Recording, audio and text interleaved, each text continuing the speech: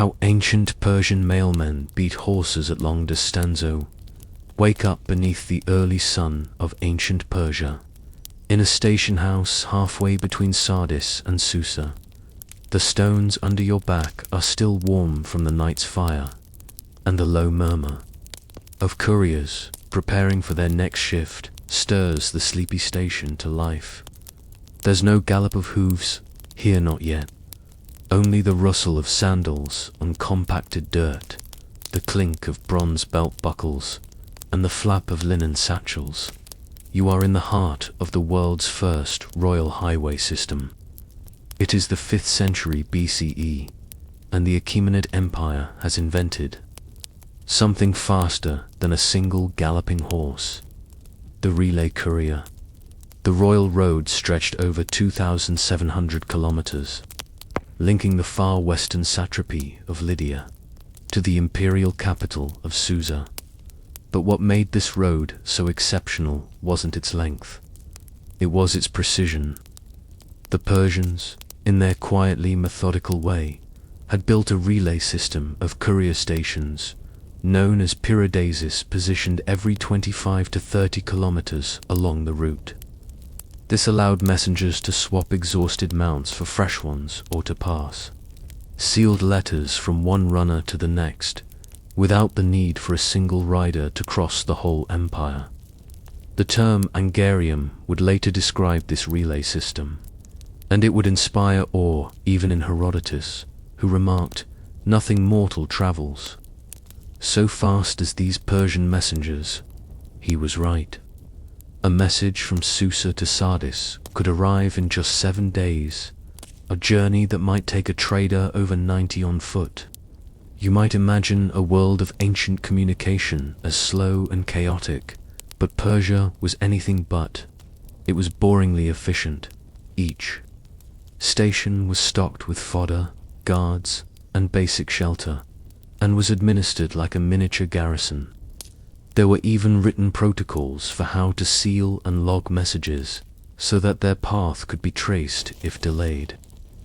Couriers carried state-approved documents inside leather pouches, and contrary to what we might expect, they often did so on foot. The fastest couriers weren't necessarily the horsemen, but the trained runners whose legs had memorized the rhythm of the royal road. It was not an easy job. Couriers ran through desert, over mountain passes, and across rivers. They were exposed to weather, wildlife, and bandits, and they were largely anonymous. While the generals and kings are remembered in inscriptions, few names of Persian couriers have survived. Yet the empire ran on their footsteps without them. Governors couldn't report tax collections, border commanders couldn't send warnings, and edicts from Darius the Great might never reach their targets. The royal road was not just a message. It was a symbol of imperial logic. Its stones were laid not merely to connect cities, but to organize them. Think of it, this was a time before clocks, before road signs as we know them, before standardized paper. Yet the Achaemenids coordinated logistics across a realm that spanned from the Aegean to the Indus. So how did they do it? One answer lay in the combination of strict central planning and localized oversight. Each satrap or governor was responsible for the stations within their region, but the system itself reported to the imperial court. Failures in delivery could result in harsh punishment, not out of cruelty, but because delay threatened the stability of an empire that lived on communication. And in some ways, the couriers were more than civil servants. They were instruments of continuity. To support this system, the Persians invested in infrastructure with a quiet determination. Roads were lined with waymarkers, stone posts carved with distances. Wells were dug along arid routes, and simple stone bridges spanned minor rivers. There was no fanfare, no triumphant statues or colorful frescoes, just the geometry of need. And perhaps that's what makes it so soothing to imagine. the endless rhythm of well-organized movement. Each courier knew the next station was never more than a few hours away. No need to rush, no need to shout, just pace, pace, pace. Sometimes, at night, when the desert cooled and the stars began to assert their quiet dominance, a courier would arrive alone. The station house door would creak open. Inside, a fire glowed low. The next runner sat half asleep on a straw mat, ready to take the satchel. No words exchanged, just a nod, a handoff, and the turning of feet toward the next outpost. There's something meditative in that image. A civilization moving not with drama, but with intent. But while the Persians maintained the royal road with care, they were not the only ones interested in long-distance messaging. Other empires rose with other methods, some faster, some slower, but none quite so methodical. The real marvel of the Persian system wasn't its innovation, it was its consistency. For nearly 2 centuries, this quiet network moved ideas, taxes, commands, and news across thousands of miles. Its downfall wouldn't come from within, but from the unraveling of the empire itself. Yet in those early years, the system worked like a living being, a heartbeat of communication, one quiet step at a time. But was it truly faster than a single rider at full gallop? Could disciplined foot couriers, carefully relayed, actually outrun the mighty horse? You are now standing beside a dusty station just outside of Ekbatana. It is cooler here in the Zagros foothills, and the elevation gives the air a dry, sharp edge. You can smell the grain stores before you see them, buried pots of barley and wheat, waiting for the next wave of hungry couriers. A brass gong has just sounded, faint and deep. Another shift begins.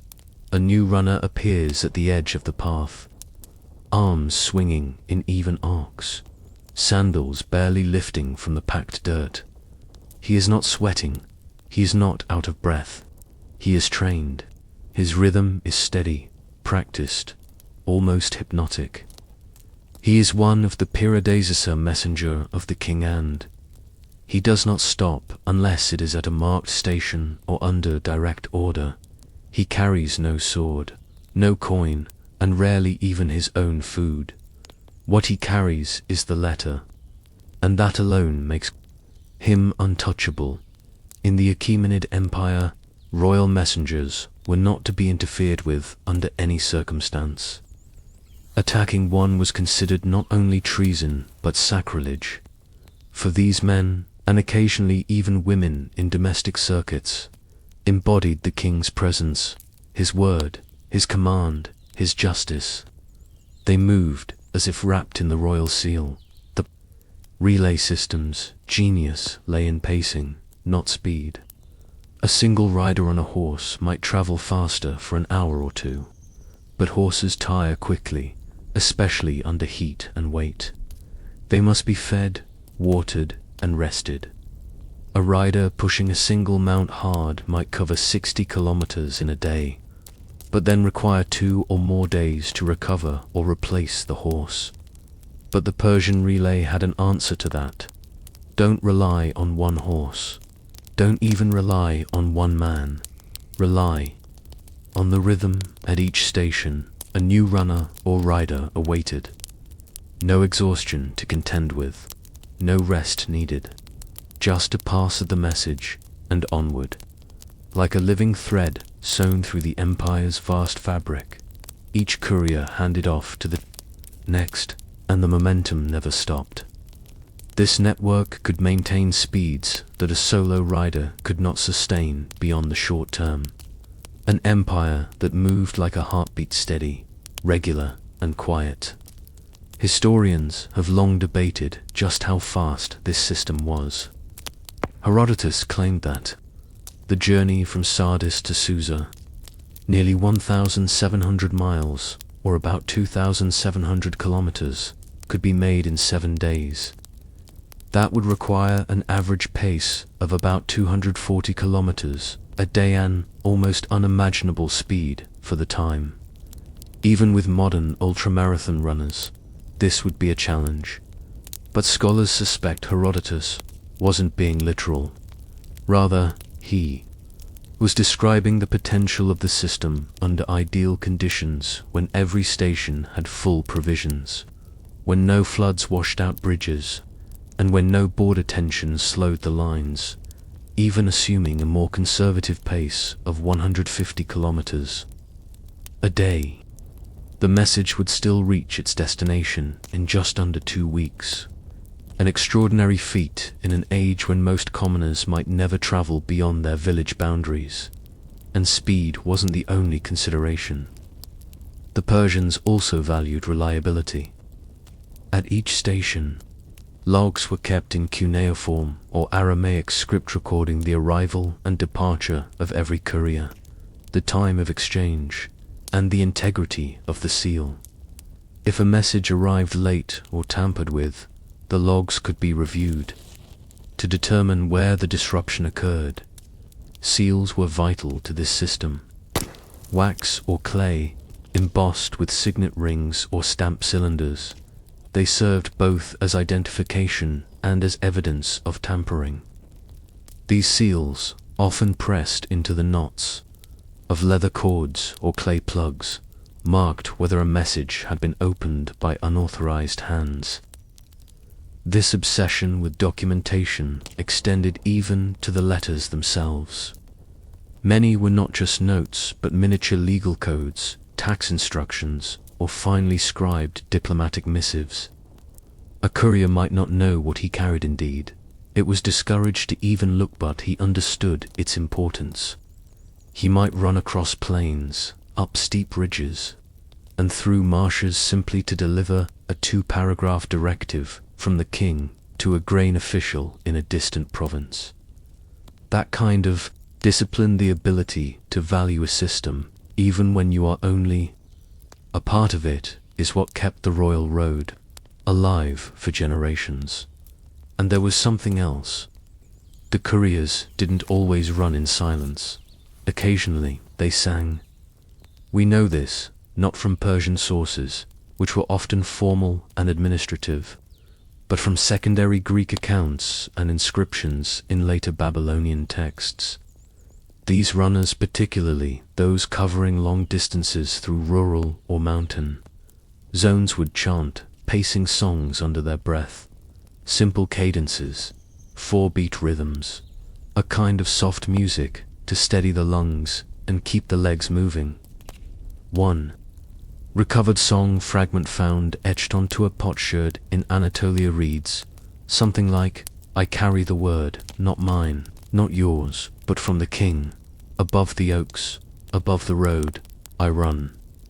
It's hard to imagine now, but perhaps there was something quietly beautiful about it, a person running alone across an open plain, humming the same words sung by others before him, his voice blending with the wind, his footfalls echoing those of couriers now long buried.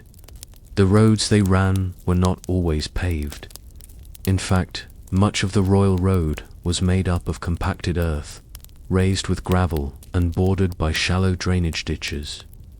In wetter zones, stone slabs were laid, and in arid zones, the road was marked by rows of trees or posts to prevent travelers from drifting off course during sandstorms or fog to guide them.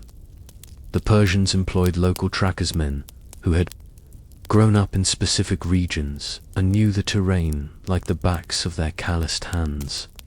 These men often doubled as scouts, warning the stations of approaching threats or environmental changes. If a mountain pass had collapsed, if a bridge was washed out, or if bandit activity increased, the station master would alert upstream couriers to reroute, and that, too, speaks to the Persian genius. They didn't fight nature, they worked with it. Messages were rerouted, not forced. Bridges were rebuilt with haste, but not recklessness. and couriers were encouraged to rest if danger was too high. Yet, despite all precautions, the job remained perilous. In one archived letter fragment from Babylon, a provincial official complains that 3 messages were delayed due to the river beast. Most likely a crocodile or river serpent, a term used in the region for large, aggressive animals that made ferry crossings dangerous. In another fragment, a courier's absence is explained with chilling brevity. He did not arrive. A bow was found, and still the system endured. Even after Alexander the Great conquered Persia, he admired and preserved parts of the relay road. Later, Roman engineers would study it. Muslim caliphs would re-establish stations on similar paths. Even the Mongols, centuries later, would adapt the model for their yam system. But in its purest form, the quiet footfalls, the sealed pouches, the tea-colored dawns, where one courier passed a message to the next, it remained a Persian invention. What is perhaps most fascinating isn't that they managed it, but that they prioritized it. That in an age where most governance was localized, and most power consolidated physically through military force, the Persians chose to invest in communication, because they understood a basic truth: no matter how vast your empire, you are only as powerful as the speed of your orders. Still, one question lingers like dust on the sandals of a departing runner. If a sealed message could cross the empire in days, what exactly were those messages, and who, in the end, read them? The sun is high now, casting slanting shadows across the low stone walls of a station near the city of Arbela. Inside, on a wooden shelf coated in the dust of sandal prints and camel breath, rests a sealed leather satchel. It is unassuming, surface stained with sweat and sun, its corners curled with use.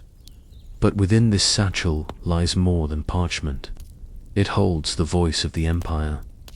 You might imagine something dramatic: military orders, death sentences, or royal decrees sealed in urgency, and yes, those were part of the cargo. But in truth, the vast majority of messages carried by Persian couriers were as mundane as the bread they packed in their satchels: edicts on tax quotas, schedules for grain shipments, lists of tribute animals, inventory adjustments, appointment notices, and yes, weather reports. Because even in the ancient world, logistics ran not on heroics, but on planning. The satraps, or governors, of the Achaemenid provinces had vast responsibilities. Each ruled semi-independently, but they were still expected to send regular updates to the king's court in Susa. These reports included the number of soldiers garrisoned in each city, receipts from grain tithes, status of road repairs, and occasionally notes about local festivals or disruptions. For example, one recovered Elamite clay tablet mentions a delay in barley transport due to an unexpected locust swarm. Another letter, preserved in the Babylonian archives, records a request for additional papyrus due to excessive writing from the western provinces. These were not the dispatches of wartime heroes. They were the memos of administrators, dull, eternal, yet that's what makes them beautiful in their own way. The Persian courier network wasn't built for spectacle. It was built to preserve continuity, to allow a single king, seated in a distant capital, to remain connected to orchards in Anatolia and stables in Bactria, and sometimes, just sometimes, message was personal. Royal family members were known to use the courier system to send letters across provinces, though rare examples of these have been found in fragmentary form. One such document, dated to the reign of Artaxerxes I, is a short note in Aramaic from a princess to her brother, apologizing for missing a feast. "I have been unwell, and the cook's liver paste did not agree with me. It is signed simply with her Sela lotus flower within a square frame. A delicate voice preserved for 2,000 years, born across the empire on the feet of a courier who likely never knew its contents. There were also diplomatic letters, written on behalf of the great king to foreign rulers, pharaohs in Egypt, tyrants in Greece, or tribal chieftains in the Caucasus. These would be beautifully scribed, sealed multiple times, and carried with a retinue of guards or ambassadors. But again, these were not common. Most messages were functional, and the most valuable part of the system wasn't any single letter, it was the quiet assurance that when needed, a message could travel faster than war. Over time, the courier system developed minor ceremonial roles as well. At Nowruz, the Persian New Year, runners were sometimes tasked with delivering gifts or seasonal greetings from the central court to provincial capitals. These weren't grand gestures, but they reinforced the image of unity, that even far from the throne, one was still under its gaze. Even as the empire aged, the couriers maintained their professionalism. Station houses continued to be stocked and swept. Runners and riders trained alongside one another. Horses were groomed and rotated, and sandals were distributed in standard sizes, often with hobnailed soles for grip. Every detail mattered, and for every courier there was a code of honor.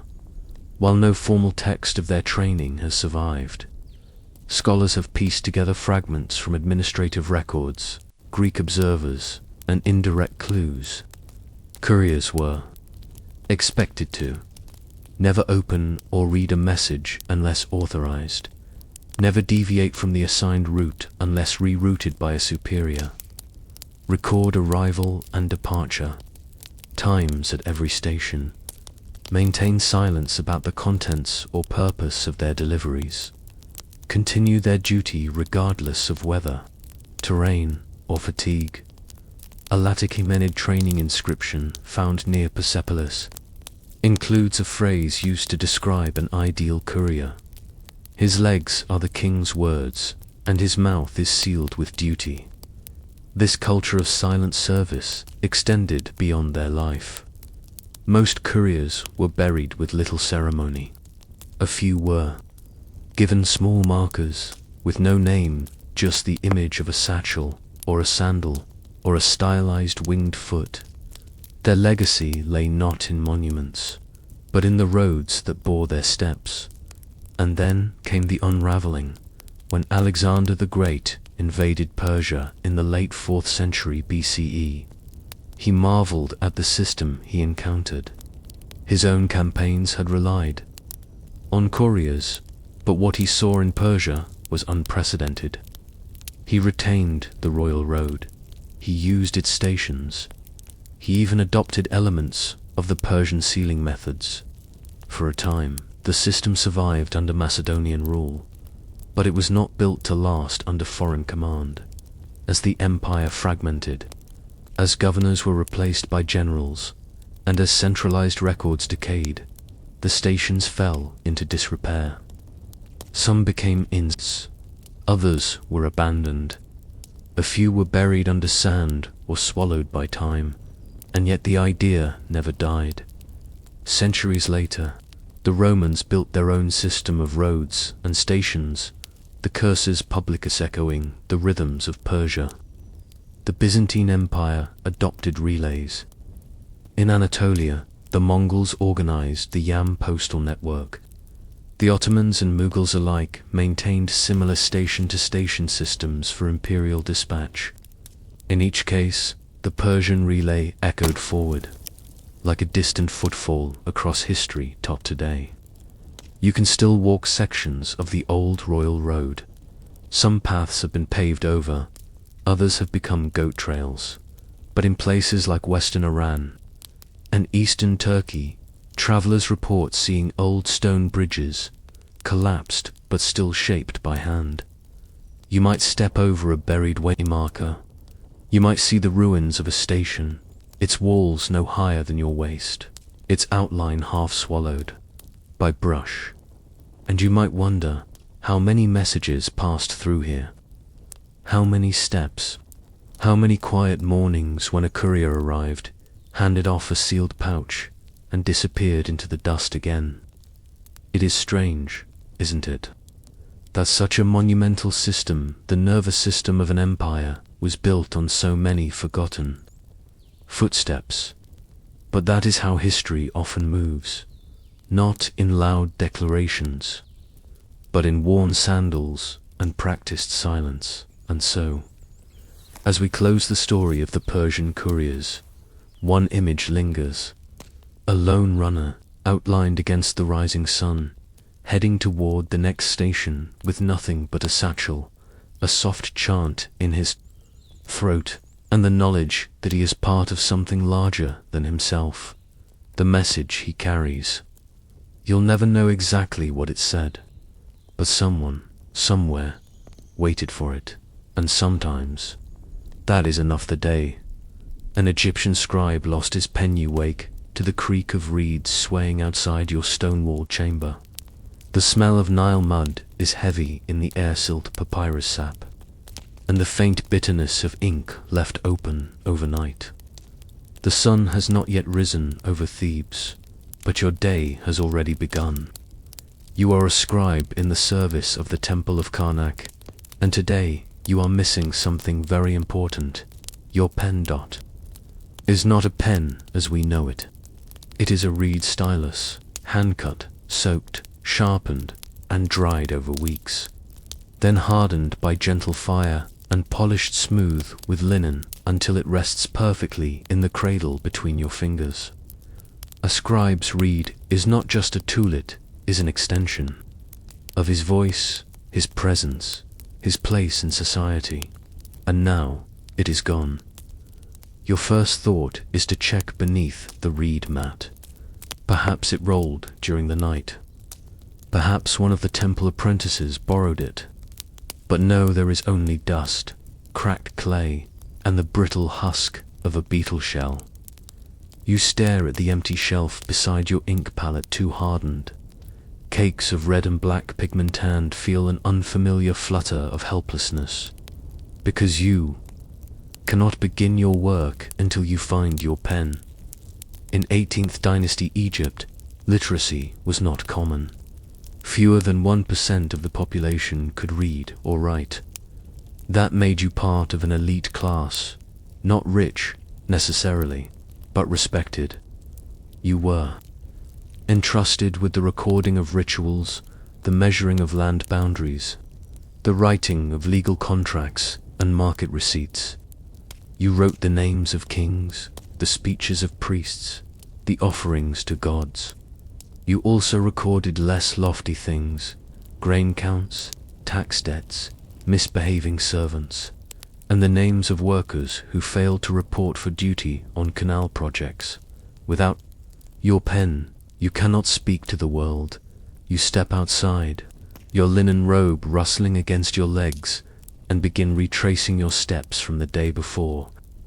You had been at the house of life, the temple's scriptorium, copying a hymn to Amen.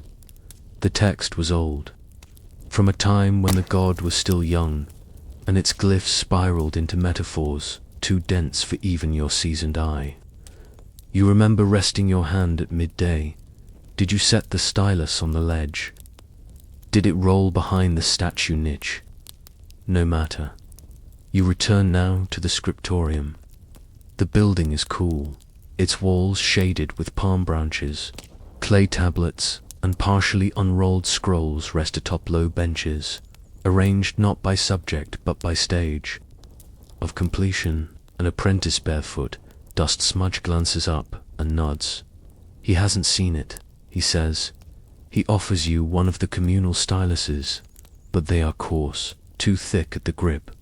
Their points cut for larger hieratic letters used in ledgers and lists. You need precision today. You need your pen. You try to ignore the growing discomfort in your chest. It is just a tool, after all. But it's not just the inconvenience, it's the symbolism. In ancient Egypt, scribes were associated with Thoth, the ibis-headed god of writing and wisdom. Every mark you made on papyrus was an invocation. A name written properly meant a spirit remembered. A number miswritten could skew a year's harvest accounting. A poorly rendered glyph in a tomb could dishonor a soul's passage. Your pen was not just for administration, it was sacred. Even your own title sesh meant more than writer. It implied a scholar, a keeper of memory, a recorder of order in a world that teetered always on the edge of chaos. And that red stylus, plain though it looked, was the bridge between thought and permanence.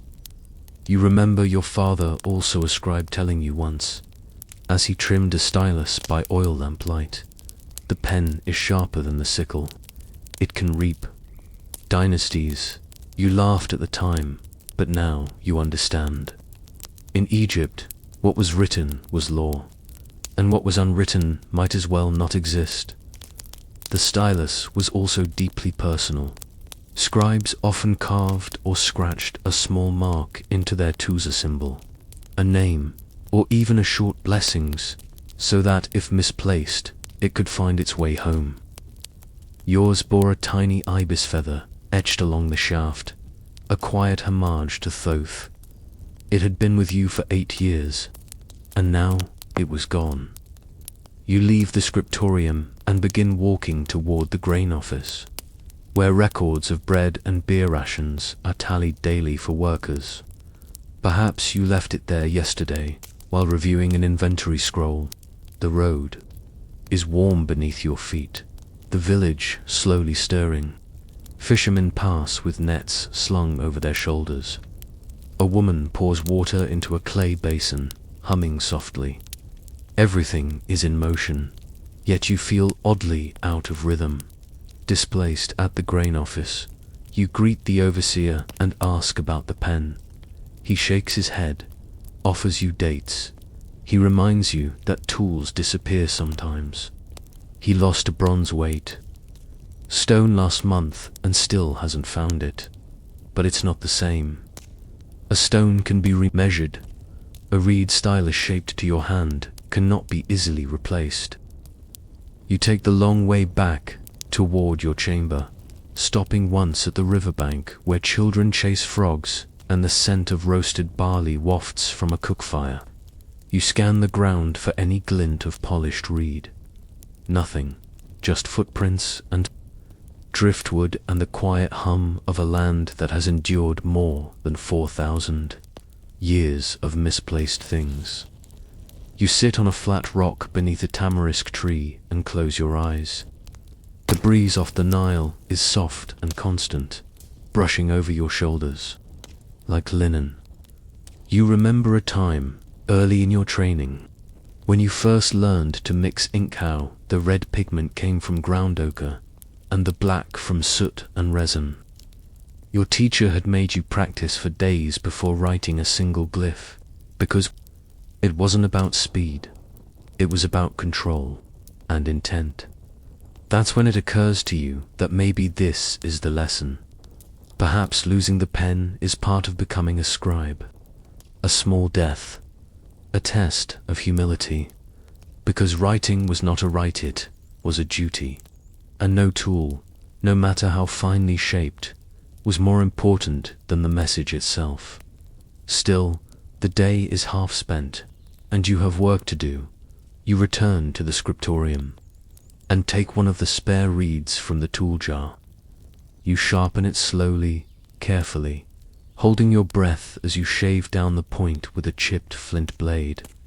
You dip it into the black ink. It writes too thickly at first, bleeding into the papyrus, but you adjust. You find a new rhythm. It is not the same as before, but it is still writing. You begin again, rewriting the hymn to Amen. The letters come, hesitantly, then smoother. You enter the transai hand, ink, breath. The hours pass. The sun fades beyond the wall, And then, just before dusk, the apprentice reappears, grinning awkwardly. He opens his palm. Your pen. He'd found it wedged behind the prayer niche, between two basket crates. You hold it lightly in your hand. It feels familiar, but also changed. A little cracked at the base, a little more mortal. You thank him. You do not scold. You do not weep. You simply place it beside your new stylus and continue writing, because tomorrow the names of new workers will need recording. A shipment of figs will arrive from the Delta. A grain debt must be reconciled before the ledger closes, and someone will die, and someone will be born, and their names will pass through your hand, and as the last light of day catches the curve of your stylus, your old one, your found one, you wonder how many scribes before you lost their pens, how many messages were delayed, how many lines rewritten. But perhaps the greater question is, how much of history still rests in the gap between what was meant to be written and what was lost. The next morning begins with the scrape of papyrus against stone and the dry creak of a door opening before the sun. You rise, now reunited with your pen, and head again to the house of life. It is a place you know better than any temple or marketer. Structure of mud brick and shade, filled with writing benches, ink trays, and the scent of ancient pigments. The stylus fits your hand again, but it feels subtly different. Perhaps it always did, or perhaps you've changed since its absence. In the scribal world of New Kingdom Egypt, even the smallest tools take on lives of their own. Everything you write carries weight, especially in a culture where memory is sacred and forgetting is a kind of death. You resume copying the hymn to Amen, line by line. The verses are old, dating back hundreds of years, their grammar just archaic enough to trip even the most careful pen. But your job isn't to question, only to preserve. Each glyph must be shaped correctly: hawk's head, feather, throne, sun disk, because even the gods demand proper spelling. Scribes were Egypt's answer to time itself. They turned impermanent breath into durable meaning. On temple walls, they recorded victories. On papyrus, they listed harvests. In tombs, they painted spells meant to guide the soul through the afterlife. They did not build pyramids, but they wrote down why pyramids were built, and that made them the engineers of memory. Most people outside the temples and administration never held a pen. They couldn't write their names or read a prayer, but they trusted the scribes to do it for them. Births, deaths, contracts, lawsuits, inheritances, all were written by men like you. If a farmer's land boundary was in dispute, he brought his complaint not to a judge first, but to a scribe, because the scribe could make it real. It's tempting to see your profession as glamorous. After all, the images carved into tomb walls often depict scribes sitting cross-legged with elegant palettes, their heads tilted in quiet wisdom. But the truth is more prosaic. Your days are filled with repetition. Scrolls must be recopied. Letters must be archived. Officials expect precision, and errors are not tolerated. There is no backspace, no second draft. One crooked glyph can void a contract. One dropped can turn a number into a disaster. To ensure accuracy, scribes used guide, sheet scrap, papyrus filled with common phrases and grammatical forms. You have your own, worn smooth from use, formulas for temple donations, standard tax receipts, oaths for servants, even curses to dissuade tomb robbers. These sheets are not meant for beauty, but for rhythm. Every line is a kind of calligraphy drill, grounding your hand in tradition. Outside, the world bustles, cattle herders call to one another. Priests chant through incense clouds, fishermen mend their nets in the sun. But here, inside the scriptorium, time is slower. The world shrinks to glyphs and fibers, to the smell of powdered ochre and damp reed brushes. You drink a little water, chew a dried fig, and press on, your fellow scribes. Work quietly nearby. One is copying a letter from the vizier to a local builder. Another is assembling a scroll of healing incantations. An apprentice carefully mixes new ink in a stone bowl, grinding soot with honey and gum until it flows like tar. Every task is part of something larger, and that's the strange thing about being a scribe in this ancient land. You spend your life writing the stories of others, even as your own story remains unwritten. Your name might appear in the corner of a scroll. You might sign a burial permit, but you are not the center of these texts. You are the instrument. Occasionally, though, you get a glimpse behind the curtain.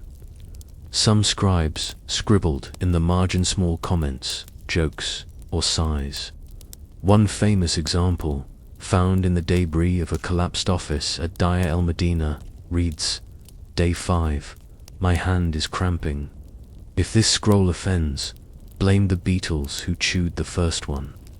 Another, more cryptic notes, "The overseer has no ears but speaks like he does. I record his words so the gods can sort the truth." You have never written a marginal note, at least, not yet. But sometimes you wonder what future scribes will think of your handwriting, your spacing, your glyph choices. Will they copy your scrolls as models? Or will they mutter curses under their breath as they try to decipher your rushed characters? By midday, the hymn is complete. You roll the papyrus carefully, pressing it flat beneath a polished board, and begin preparing for your next task, updating the temple donation log. This register lists every goat, loaf, fig basket, oil jar, and bolt of linen donated to Ammon over the last season. It is long, it is repetitive, it is essential. Without this record, offerings might go missing. Priests might argue, and the temples, standing with both the people and the gods, would suffer. You think of the farmer who donated a single cucumber last week, wrapped in palm leaves. His name is nearly illegible on the note pinned to it. He probably couldn't write it himself. But here, on this papyrus, you will write it for him, in clear, formal glyphs. Because once his name is on this scroll, he will be remembered. That is the heart of the scribal burden. Not just to record, but to dignify. Every offering you log is part of a divine economy. Every name you scribe into the donation list is carried forward into eternity.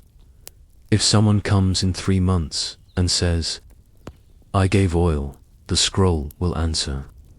The scroll will speak for the gods. It is a heavy responsibility, but a quiet one. And then, without warning, you feel that the pen in your hand falters. A crack forms near the tip. A sliver peels upward. Your stylus, the old one, your favorite, is splitting. You press lightly. It still writes. But you know its time is short.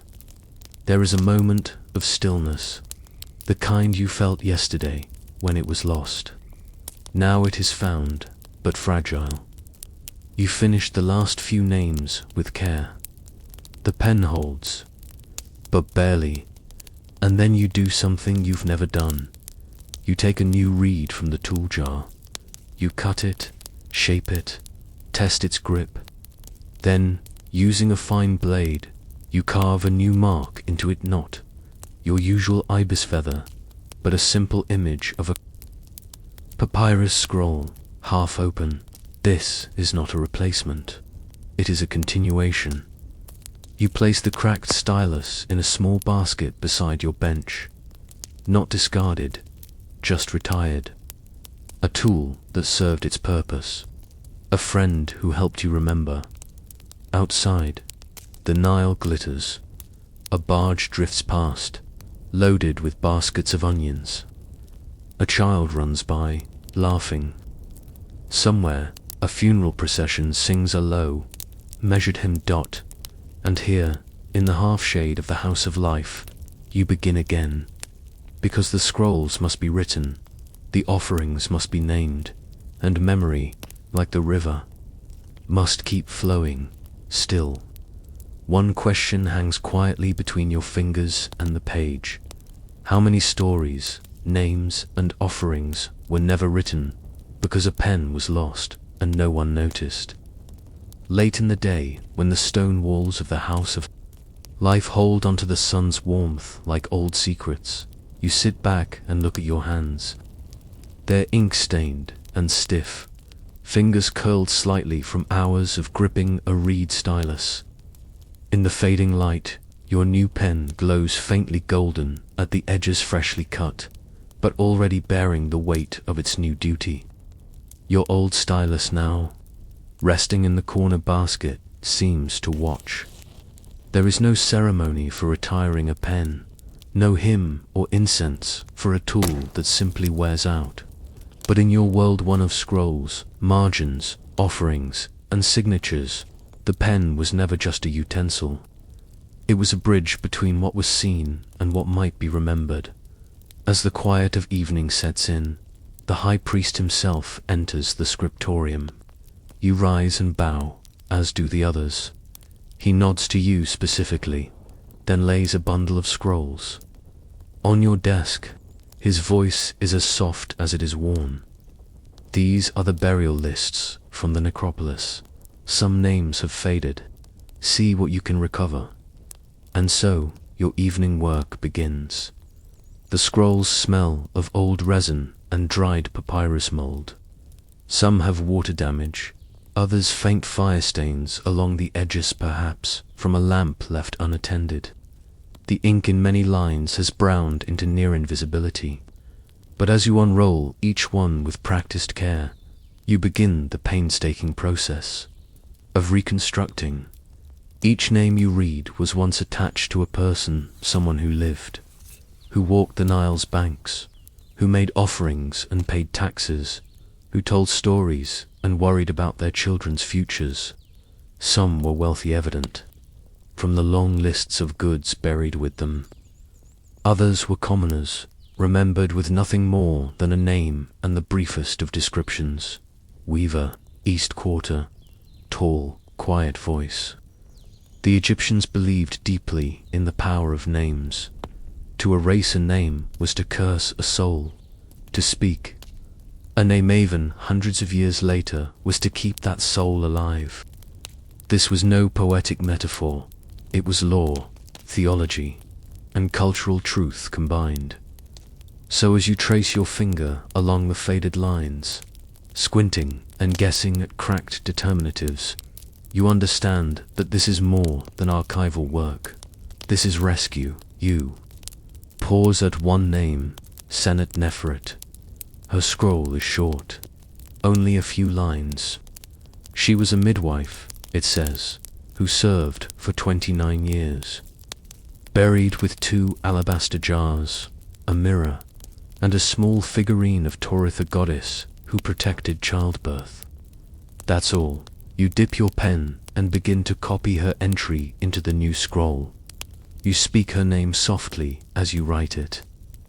No one hears you, but that isn't the point. There's a saying among your peers: to write a name well is to pour water for the dead. No one is sure who first said it, but you like the idea. Writing as a libation. A quiet gift for someone who can no longer speak. Outside, the air thickens with the scent of night dust, oil lamps, far of river winds. The sounds of the day have faded. A child cries in the distance, then goes quiet. A donkey brays once, then silence. You think back to the moment you lost your pen, how small it seemed. A minor inconvenience, a scribal hiccup. But now, as you copy the names of people long buried, it seems like something more. A reminder that even the tools we rely on to preserve memory are themselves impermanent. Still, memory persists. You think of the temple walls you've helped inscribe, the tax records you've copied, the letters you've delivered from one dusty village to another. You think of all the times your hand has helped give shape to someone else's story. And yet, who will write yours? Scribes rarely write about themselves. You've left behind scrolls full of other people's offerings, other people's deeds, other people's deaths, but your own voice. It exists only in the curves of your pen strokes, in the slight slant of your hand, in the occasional sigh that slips between glyphs. Perhaps one day, a future scribe will come across one of your donation lists or burial registers. Perhaps they will pause over a particularly neat row of symbols and wonder who wrote them. Maybe they'll imagine your face, though they'll get it wrong, of course. Just as you must guess at the lives of those whose names you now copy. Still, that's something. You may be invisible, but you are not absent. You finish Senate Nefert's name and lean back. You close the scroll gently, brush a bit of ash from your sleeve, and set the new record beside the others. Then, on a scrap of reed parchment hidden from view, write a single line: I remembered her. And in remembering, she stayed. That's all. You will not sign it. You will not speak of it. But it is there, and it feels enough as you extinguish your lamp and leave the scriptorium. You pass a shelf stacked with hundreds of scrolls, offerings, court cases, purchase orders, letters to distant temples. You've touched many of them. Some you wrote. Others were copied by men long gone, their names forgotten, but their hands linger in the ink. Their voices echo in the shapes of their glyphs. You step out into the cooling night. The stars above the Nile begin to shimmer. Somewhere a crocodile splashes in the reeds. You think of Thoth, god of wisdom and writing, who carries a scroll, and a stylus, who keeps the records of heaven. He is watching, they say, watching every word. You think of your broken pen, retired now, resting in the corner basket. It served its time. It carried many names. It helped the dead speak, and the living remember. Now it sleeps, and you are not done yet. There are still names to write. There are still lives to preserve. There are still scrolls, curled and waiting, like unopened dreams, and somewhere out there. Even now, how many other scribes are losing pence, forgetting names, and quietly making eternity one line at a time. The Roman who catalogued every smell in his bathhouse. You are a balneatera, keeper of the bathhouse, a humble curator of heat and hygiene. The city of Ostia, Rome's bustling harbour town. It is the year of the consulship of Marcus Aurelius and Gaius Bruttius, and you have dedicated your life to what others take for granted, the sacred art of keeping Romans clean, comfortable, and moderately less smelly. The bathhouse is not yours by birthright, of course. It came through years of quiet labor, first as a towel boy, then as a fire stoker, then as a sweeper of tiles and whisperer of drains. Now, decades on, you preside over this tiled temple of sweat and soap like a priest, a low-ranking one, but still each morning begins before dawn. The sun may still be flirting with the horizon, but the bathhouse must be hot before the city stirs. You light the hypocaust fires low, smoky infernos beneath the floors that warm the caldarium above. The tiles tremble gently as the heat rises. You know the pattern of each flame, the way each corner of the bath responds to warmth. If there is a crack in the flue or a stubborn soot clot, You will know it before breakfast, as the heat seeps into the walls and steam begins to bead along the marble benches. You begin your real work. You catalogue smells. Not officially, of course. The Senate has no office for olfactory taxonomy, and no patrician has ever requested a scent report from the working class. But you, in your quiet obsession, have made it your life's pursuit to classify every smell that visits your BATHHOUSE. You keep your records hidden behind a false panel in your supply room. There, on wax tablets and thin slates, you've written hundreds of entries. Some are short and practical. Entry 17, goat tallow, second-grade oil, used by soldier class. Odor persists, post-scrubbing. Others are longer, poetic even. Entry 41, elderly senator, wears imported Egyptian myrrh oil. Smells of parchment and faint citrus. Once tried to mask a fish sauce spill with rosewater. The result was catastrophic. You're not entirely sure why you do this. Perhaps it began as a joke, a moment of curiosity after too many afternoons cleaning vomit off mosaics. But somewhere along the way, the habit stuck. The world may record Rome's emperors and wars and gladiators, but you will preserve the forgotten legacy of the human scent. Today, the bathhouse smells like wax, wet brick, and anticipation. The first bather is always Claudius Minor, a retired centurion with a left knee that clicks audibly when he lowers into the caldarium pool. He always wears the same threadbare tunic, always greets you with a grunt, and always carries a tiny flask of oil infused with crushed coriander seed and something darker, perhaps laurel. You've never asked when he leaves. The scent of his presence lingers like a watermark in the steam dot. Next comes a cluster of bakers, still dusty from flour and shouting cheerfully in Greek. They bring with them the scent of roasted grain, singed linen, and wood ash. One of them always uses a local lavender salve, which mixes surprisingly well with the yeasty temps of oven sweat. You make a mental note. The senators arrive later. They don't speak to you. They expect towels at the exact moment they extend their arms. They reek of imported oils, Indian cinnamon, Arabian frankincense, Gallic peppermint, and a particular one who insists on musk from Parthia, which reminds you faintly of damp earth and overripe grapes. You hate it. By midday, the air is thick with steam and overlapping layers of humanity. There's the citrus temps of fresh lemon peel rubbed into the skin, the woody notes of strigil oil, the heavy animal musk of those who cannot afford good soap, and the occasional sour shock of old fish sauce when someone has bathed too close to lunch. And still you record. You scribble on your wax tablet between towel runs and sandal scrubs. You invent your own categories: herbal rich, fish adjacent, civic sweat, ambiguous decay. You use symbols when Latin lacks the right nuance. A curved line means pleasant but short-lived.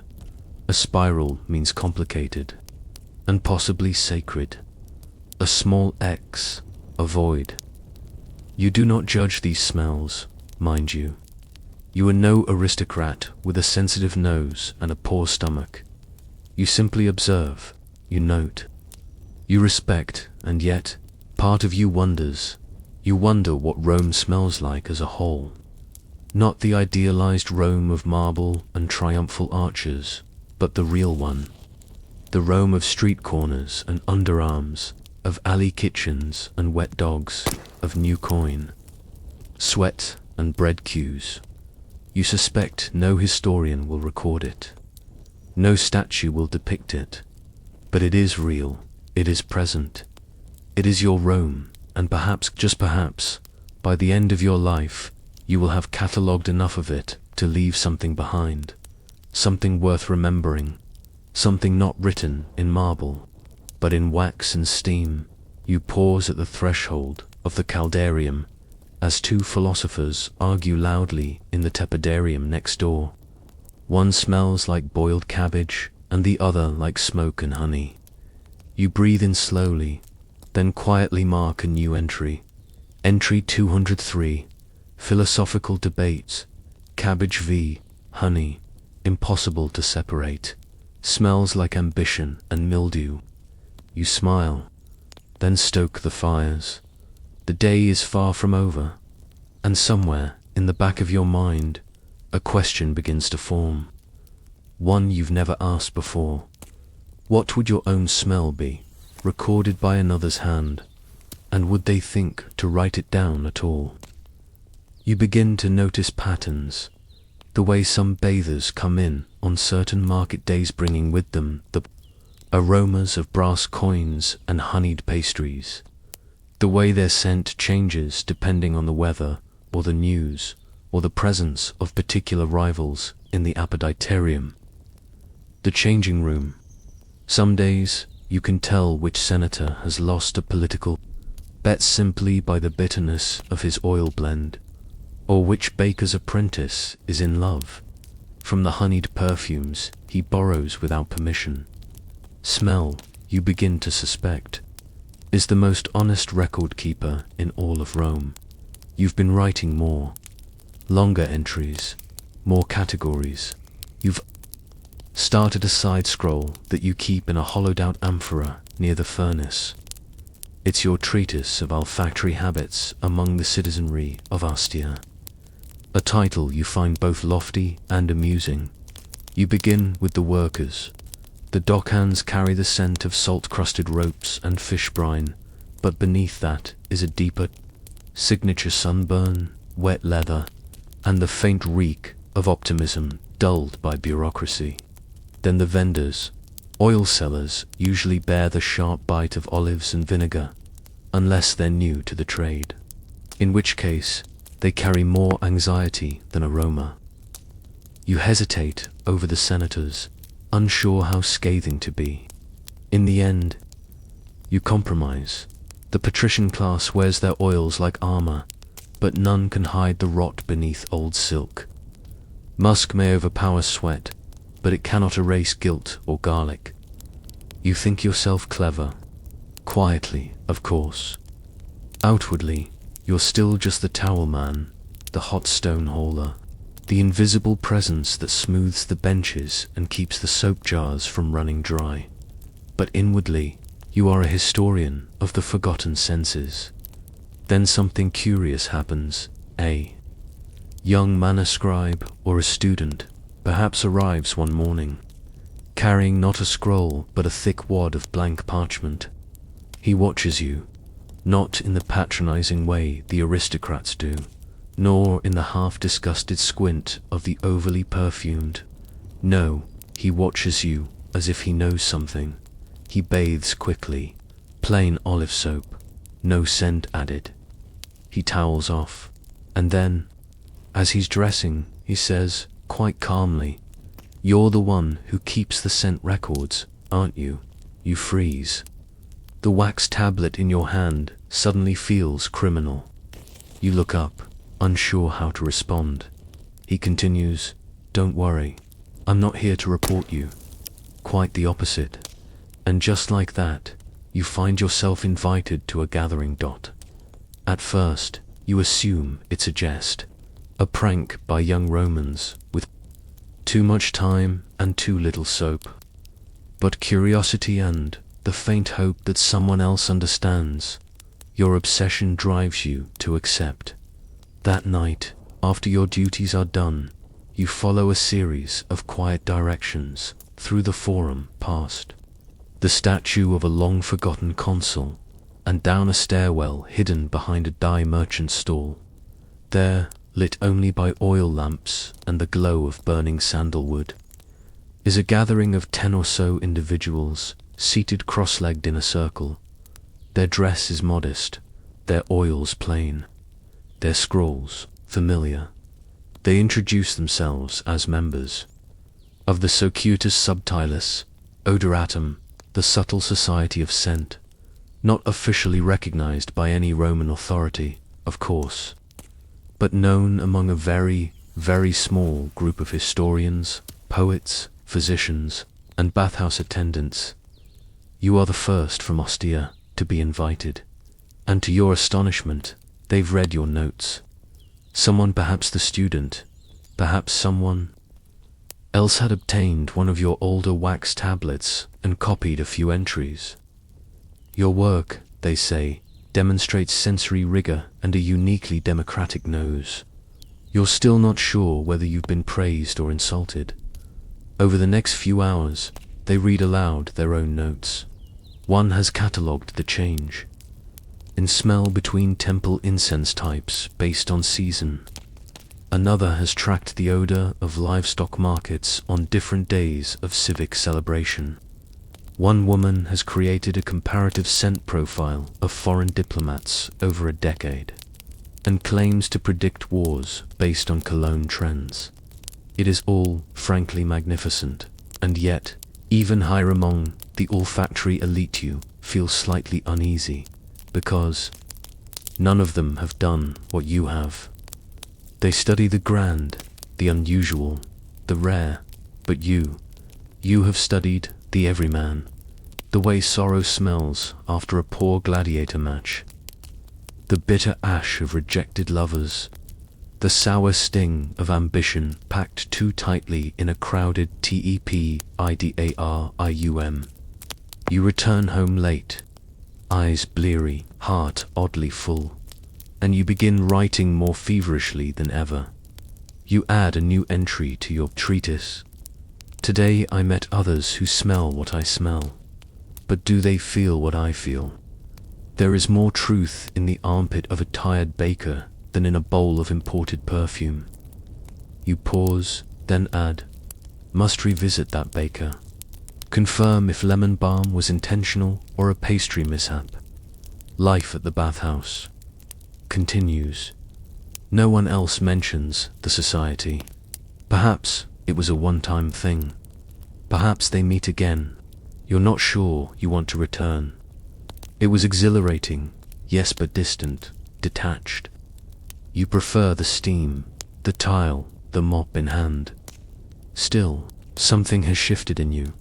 You now watch for patterns of smell that reveal the deeper structures of Roman society. You notice that on days of civic anxiety, say, after a grain shipment fails to arrive on time, the bathhouse smells sharper, more acidic. Soap sales increase, as if cleanliness could erase unrest. On festival days, even the poor wear fragrant oils, though their sandals remain broken and their nails chipped.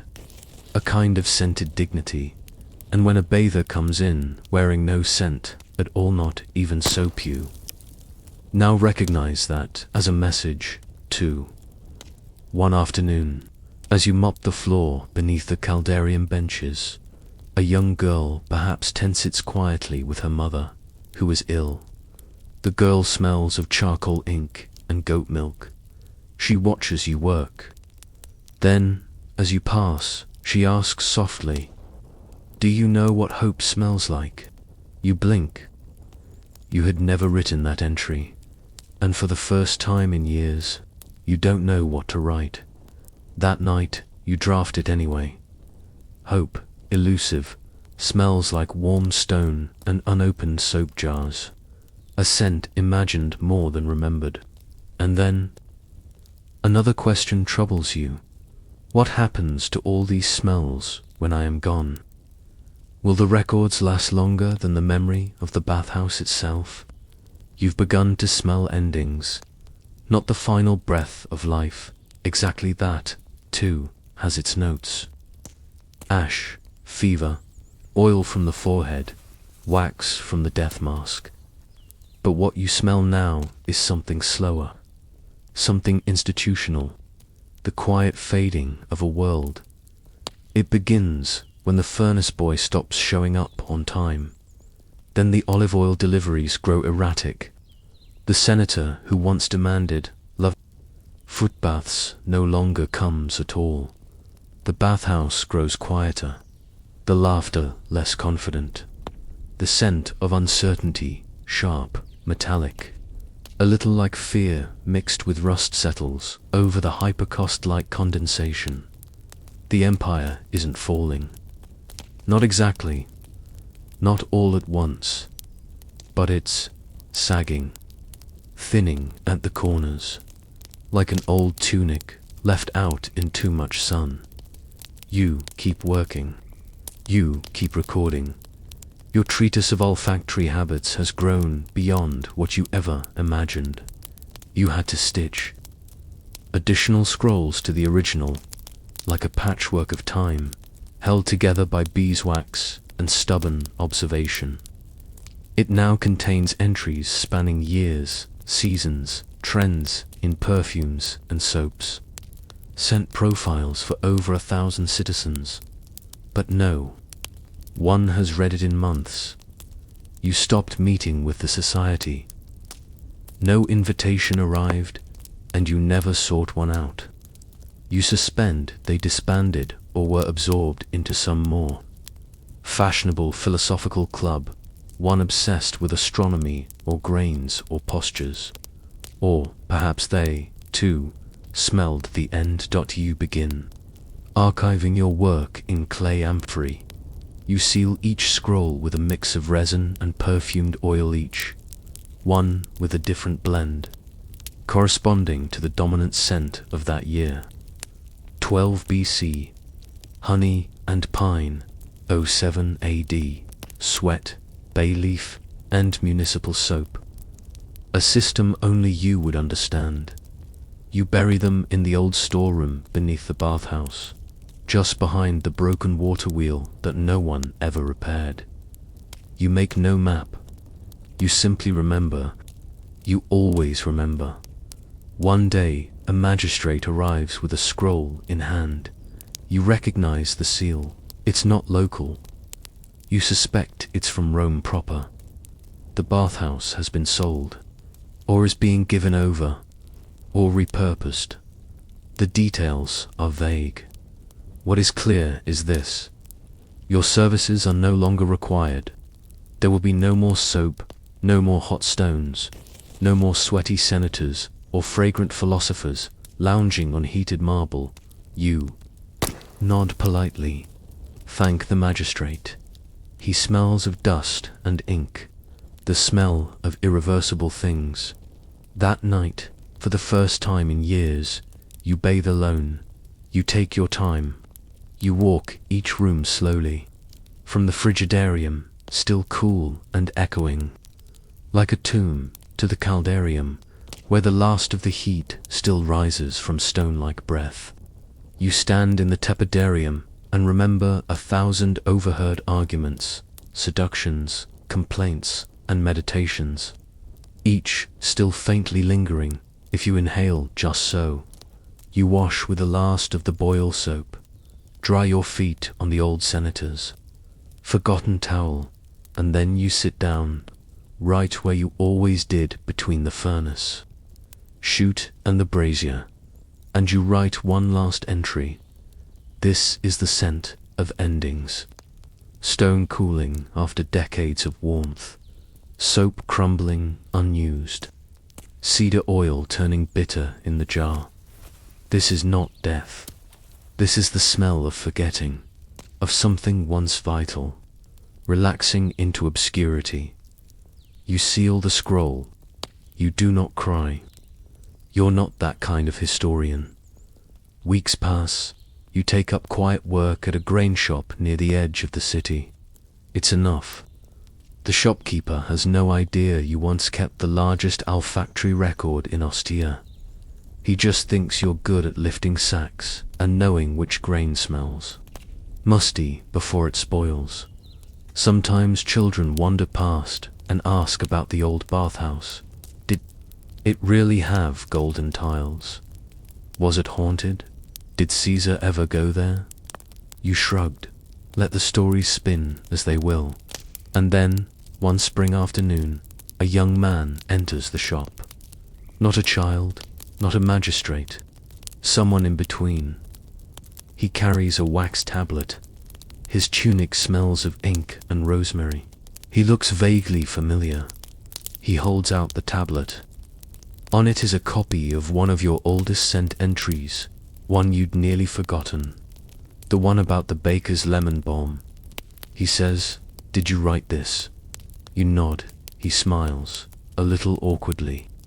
"I'm trying to write about what daily life smelled like in Astia.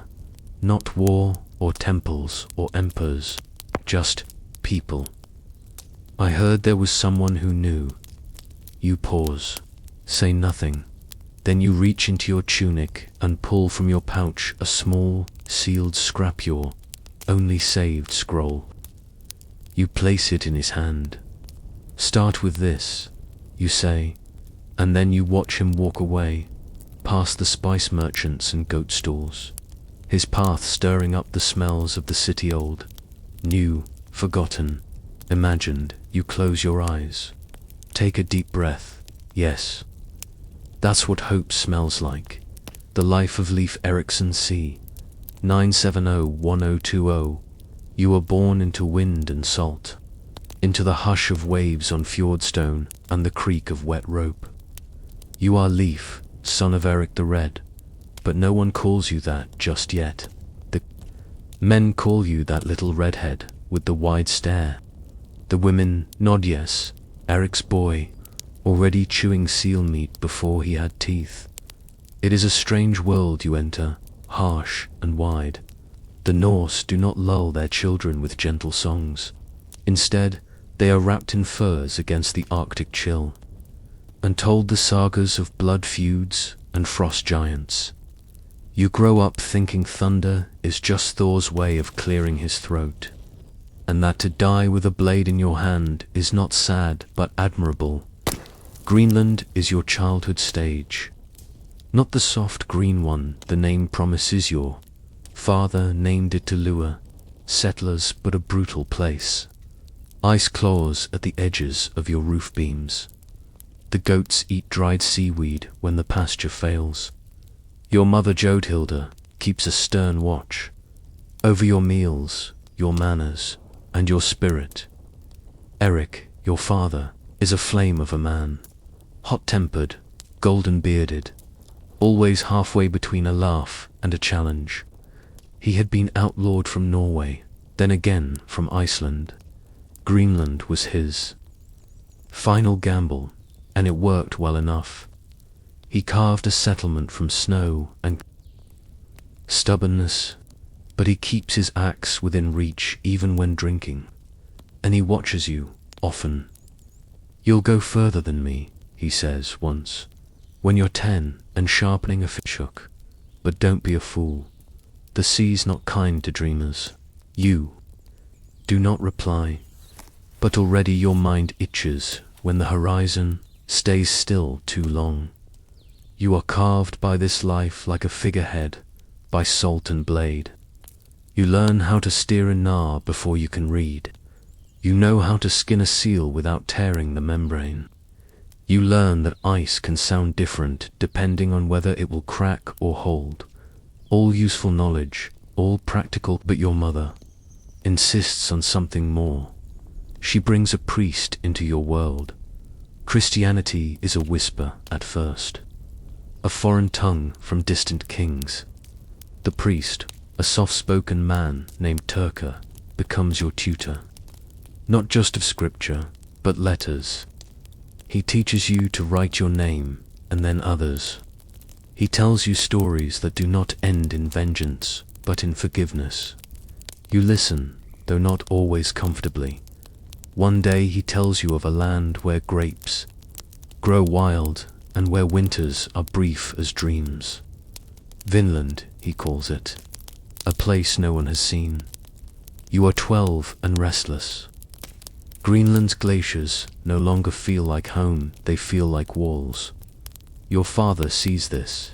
He scowls, but does not stop you. When you are 15, you travel to Norway. The voyage is a testy rain, tired oarsmen, a broken rudder end you. Pass it with grit and quiet leadership. In the court of King Olaf Tryggvason, You are received with curiosity. You are young, but already carried the stillness of a man twice your age. Your shoulders are squared like your father's, but your speech is measured. It is in Norway that the king encourages your Christian leanings. He speaks of the old gods as shadows, and the new God as the sun. You are baptized in a stone chapel that smells of myrrh and snowmelt. You do not weep, but you do look at the water as if seeing it differently for the first time. When you return to Greenland, you bring more than wool and nails. You bring the gospel, and with it, conflict. Eric the Red refuses baptism. He calls your new beliefs foreign poetry.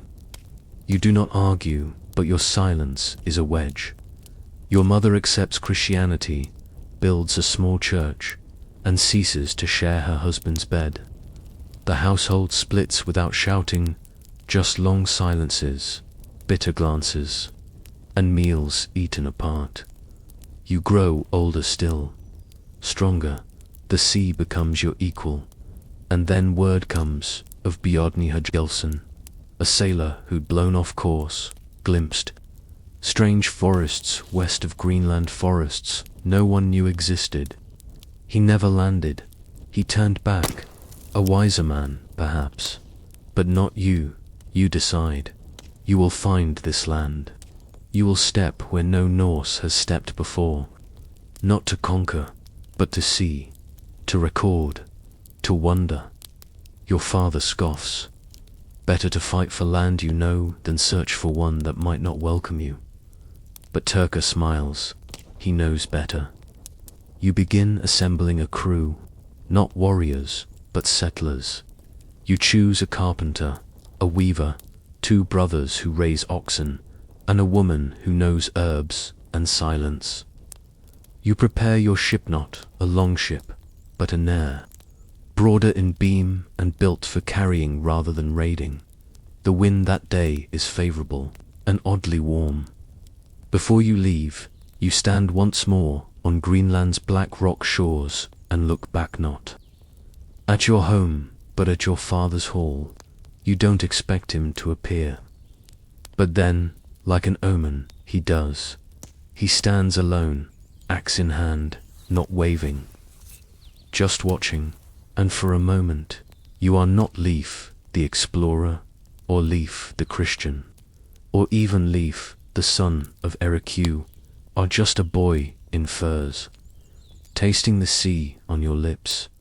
The ship pulls away, west, toward mystery, toward something more than maps. But how do you find a land that may not exist? How do you navigate not just by stars and currents, but by rumor and myth? That is a question you will soon need to answer. The wind carries you forward, but not kindly. You and your crew sail westward from Greenland with no charts to guide you. There is no clear path only the vague account of Bjarni Hjalmsson, whose story offers little more than a land with trees. Trees, in Greenland, are precious enough to be mythic. That alone makes the tale worth chasing. But the sea is not interested in dreams. It wants to test your resolve first. Grey days stretch on with no sight of land, the horizon steady and cold. The sky offers only brief glimpses of sun.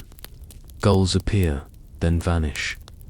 Some among your crew begin to whisper doubts about turning back, about whether Bjarni ever saw anything at all.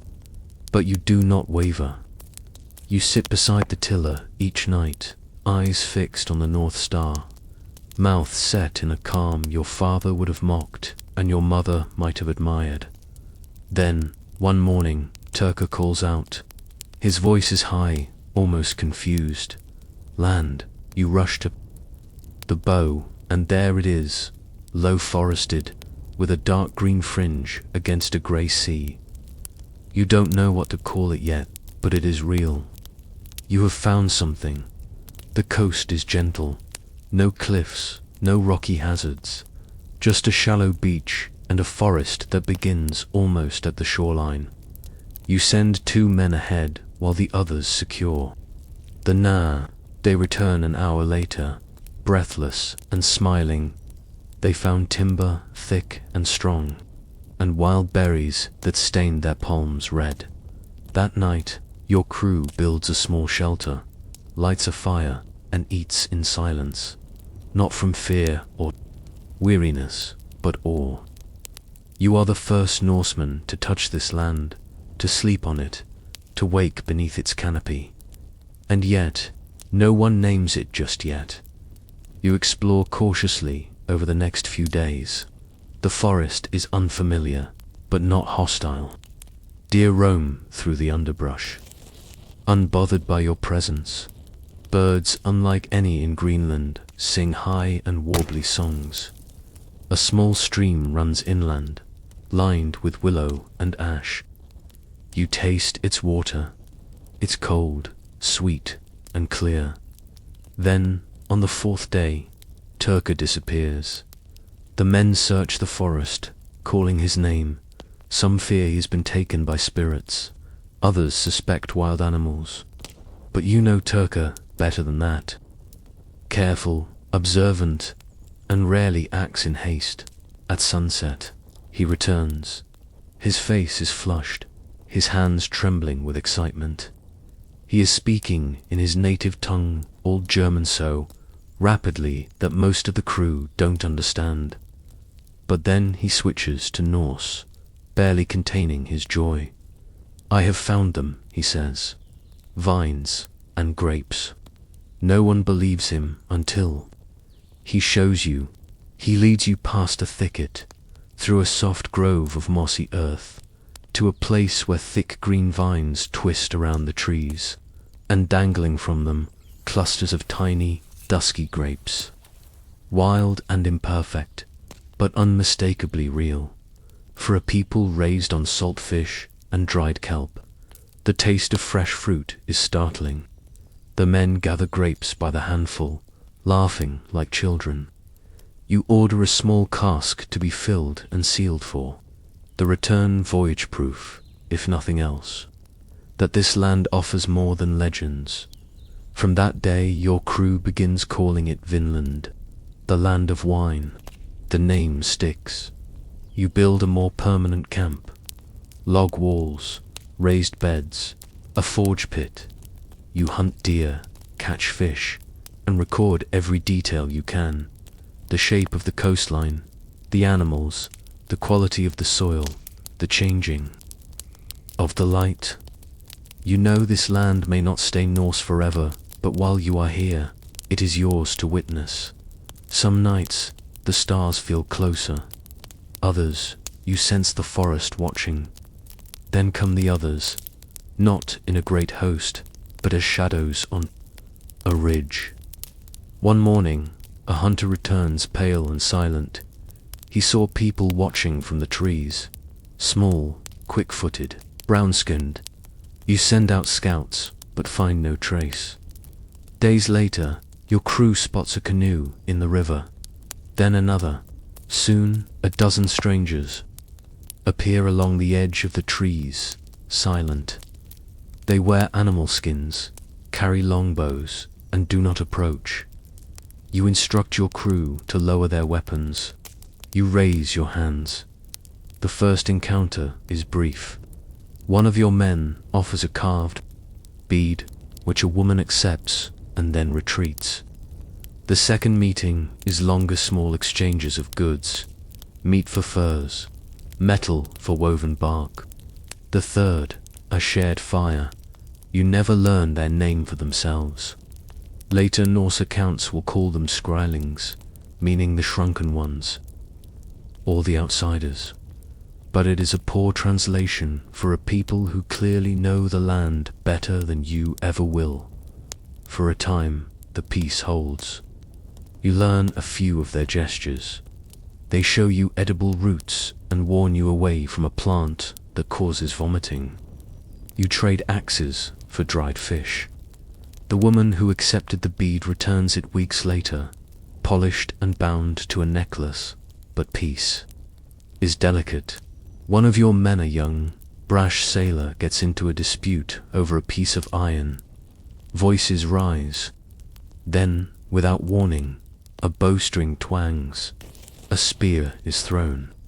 Chaos. You separate the men, but the damage is done. The Skrylings vanish into the woods, and when you wake the next morning, their fires are gone.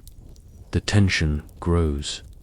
You know what comes next. Not because you want it, but because the pattern is ancient. Then, a week later, they return not to trade, but to fight. Dozens of canoes arrive in the night. Shouts rise in the dark. Stones and arrows fall like rain. Your men hold the camp. No one dies, but several are wounded. You do not retaliate. You do not chase them. But you understand now. Vinland is not empty. It is not yours. And no peaceful coexistence will last forever. You gather your crew. Some want to stay there. Is so much left to learn. Others urge departure, fearing further attacks. You listen to both sides, but in your heart, you already know the answer. You came to see, you have seen. You have gathered grapes, touched untouched shores, and spoken with people who have no words for your gods. You prepare to leave, before you go. You carve a small mark into a tree near the shore, nothing grand, just a set of runes. Leifa Eriksson was here. You leave the camp standing, the forge cold, the walls moss-stained. The forest will reclaim it soon enough. As you sail east, the land recedes behind fog and mist, as if hiding itself once again. When Greenland's white cliffs appear weeks later, the crew cheers, but you stay silent. You are glad to return, but you know a part of you remains in Vinland. You disembark to quiet. Your father has died in accident with his horse, they say. He never saw the grapes, never heard the story. Your mother embraces you, but the house feels emptier. You present your findings to the others. The grapes, the furs, the wood. Some believe you, others do not, but it doesn't matter. You know what you saw. You've added a thread to the tapestry of your people's lore. Years later, others will try to follow. Some will fail, others will land, trade, even stay a season. But none will establish a true colony. Vinland remains elusive, half real still. You wondered did the Skrylings remember you? Did they pass down a story of pale strangers, of red-bearded men who brought metal and wine, and then vanished as quickly as they came? And what happens to a land discovered too early? Your boots touch Greenland's soil once again, but it feels smaller than you remembered. Not physically, of course, but something about its silence. The pale grass on the fjords, the same few faces in the longhouse. None of it compares to Vinland's vast, breathing wildness. Greenland is a place of survival. Vinland had felt, strangely, like possibility. The first days after your return pass in quiet recounting. Your mother listens patiently. She has grown thinner in your absence. You tell her of the grapes, the forests, the brief fireside peace with the Her eyes glint with something like pride, but her words are plain. You made it home, that's enough. Others are harder to convince. At the Alhingi gathering in Breitali, you are asked to speak. The hall smells of salted fish and smoke. You rise slowly and recount your voyage. You tell of following Bjarni's vague directions westward, of landfall, of finding timber, grapes, wildlife. Some lean forward in interest. Others cross their arms. A rival scoffs. Grapes in the west. Then where is your wine? You unseal a small cask, letting the sour, pulpy remains speak for themselves. He says nothing more. but you know the look. Doubt runs deep among Norsemen, especially about things they cannot raid or conquer. Still, you earn a new title, Lífa Hepnalíf, the lucky. You do not feel particularly lucky. You lost men. You nearly lost your life. But it is better than Leif the liar, which some may have whispered otherwise. And so, the years go by. You do not return to Vinland. The voyage is long, the risk real, and the cost high. Your followers scatter. Some settle back into the rhythm of life in Greenland. Others grow restless and join Karlsefni's later expedition, chasing your footsteps across the grey Atlantic. You hear tales of more encounters, of brief settlements, but none last. The land does not welcome permanence. Your days become quieter. You take up your father's role, in part. You oversee small matters in Brotterly, disputes about grazing, land, boat maintenance, winter food stores. You visit your mother, now stooped and quiet, her fingers curled with age. You light fires against the endless polar night. Sometimes you stare into the coals, wondering if the Skrylings ever speak of you by a fire of their own. And yet, stories begin to grow, even without your help. Travelers arrive from Iceland, bringing news and questions. Is it true, they ask, that you saw a river where the fish leap without spears? Did you really see forests that stretch for a whole day's walk?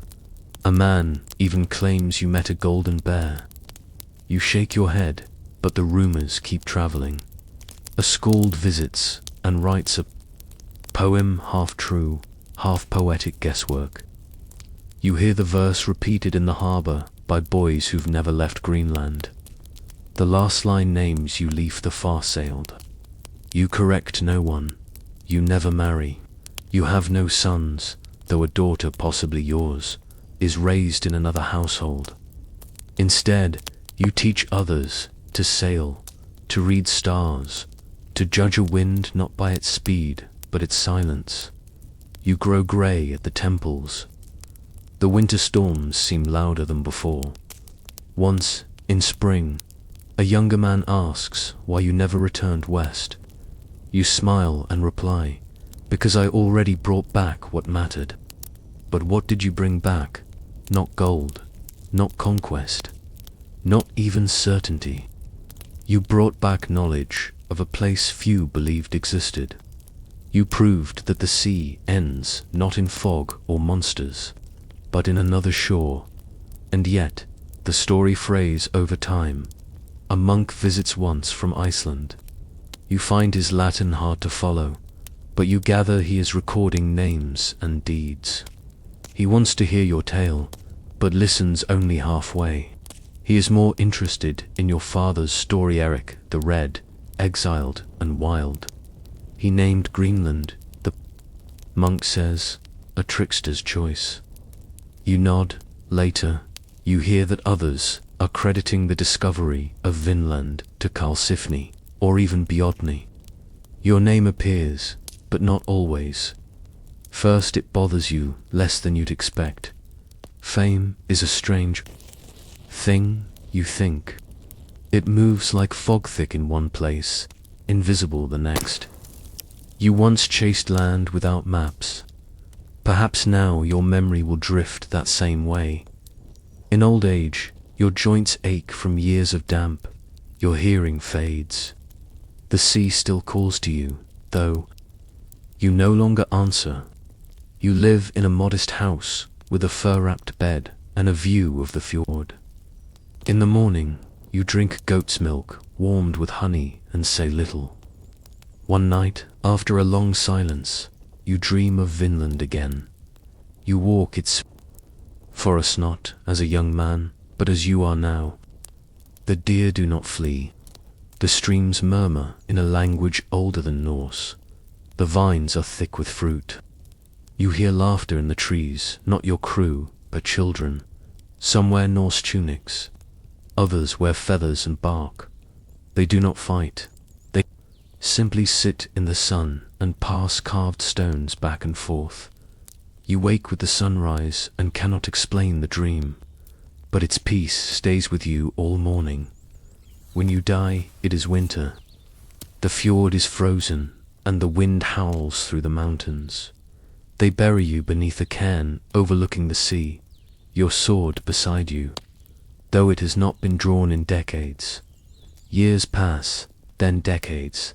Eventually, the memory of your voyage drifts into oral tradition, part history, part poetry, part fable. A Christian scribe writes of your life, but confuses dates. Another attributes your voyage to the will of God, ignoring your own, centuries later. Others will cross the Atlantic, again this time with compasses, maps, and royal charters. They will call it a new world, but you had already known it was not. New, just unknown to those who stayed home. In the 19th century, a statue is raised in your honor, then another. Streets are named after you. A day is set aside October 9th, Leif Erikson Day, celebrated more for heritage than history. Children in schools recite your name, often mispronounced, often surrounded by plastic Viking hats, and yet your voyage remains, quietly, firmly, beneath.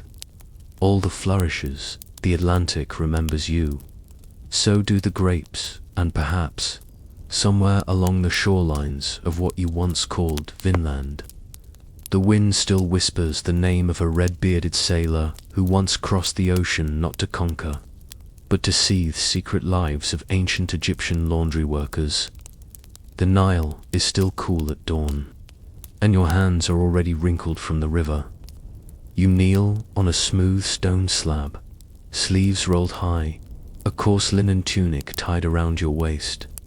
Around you, a handful of other workers hum quietly as they slap, twist, and wring the fabric clean.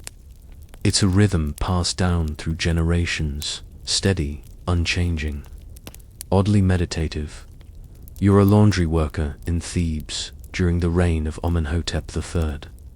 Somewhere around 1350 BCE are not wealthy, not powerful, and certainly not famous. But your work touches the skin of the noble, the priest, the merchant, and even the dead. Linen is everything here. Cotton won't arrive for another 1,000 years. Wool is taboo, too warm for the Egyptian climate, and frowned upon in temple spaces. But linen light, white breathably is the cloth of both daily life and ceremony, and it is your job to keep it spotless. But make no mistake, this is more than washing. It's chemistry, it's ritual, it's memory. To begin, you soak the garments in Nile, water sometimes plain, sometimes infused with natron, the mineral salt used. In embalming, it's a gentle but effective cleanser, though it stings your knuckles after long exposure. On occasion, you use a paste of ash and crushed lotus root, mildly alkaline and pleasantly aromatic. Perfume is rare, but scent still matters. Even in the realm of the living, status carries a smell. The garments you wash belong to priests and temple dancers.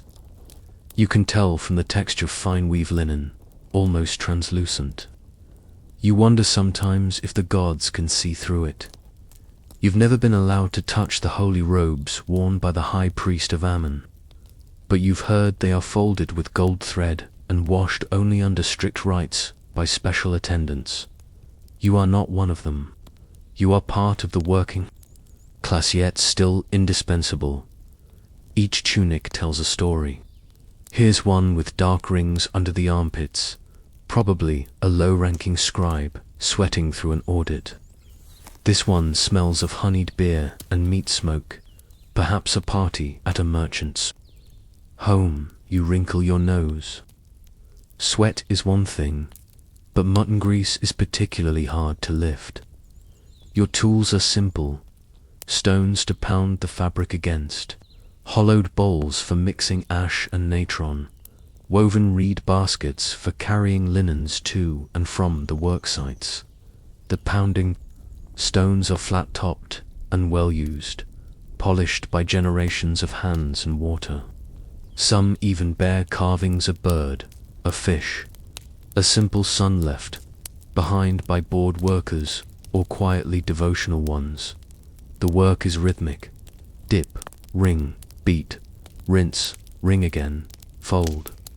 You whistle softly through your teeth, a habit you picked up from an older washer named Senab, who taught you that silence makes the flies bold.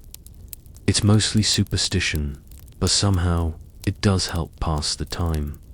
Not all washing happens on the riverbank.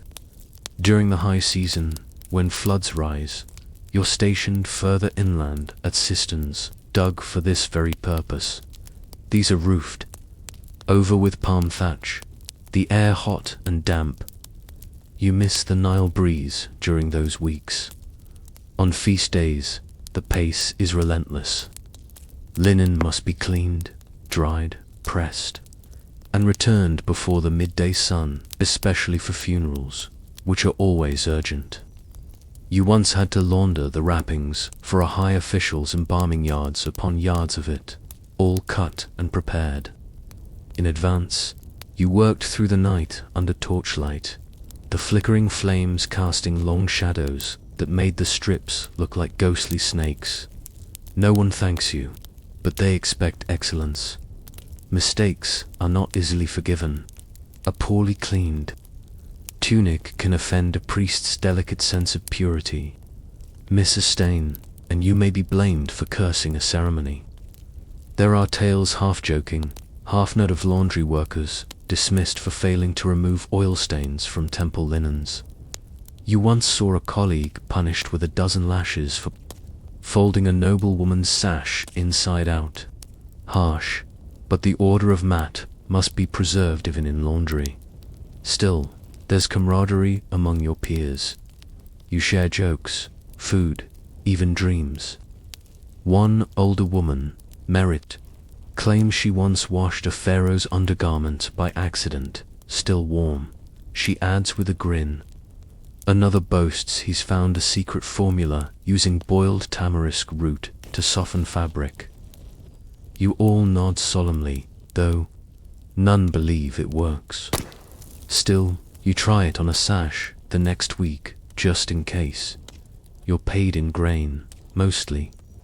Sometimes oil, sometimes a scrap of copper if there's been a good festival. You eat lentils, barley bread, and garlic most days. On rare occasions, the family of a wealthy client sends you dried figs as thanks. You savor them one at a time, letting the sweetness linger on your tongue like sunlight on water. Laundry is not considered noble work, but it is clean work ironically, given the filth. You end each day smelling of soapwort and river clay, your hands rough but your soul oddly calm. There's something grounding about scrubbing away the traces of others' lives, and at the very edges of your consciousness, you feel it, the sacredness of cleansing in a world of gods and sand and ever-turning stars. To make something clean is to defy chaos. You are not a priest, you are not a noble, but you fight disorder with water and stone, one stain at a time. And yet, sometimes, you wonder what happens to all the cloth once it leaves your hands. Do the nobles treat it with care? Or do they dirty it within hours? Do the priests feel cleaner in their robes, knowing you toiled over them? Do the dead, wrapped in your wrung linen, notice the effort as they cross into the afterlife? Perhaps. That's not your place to know.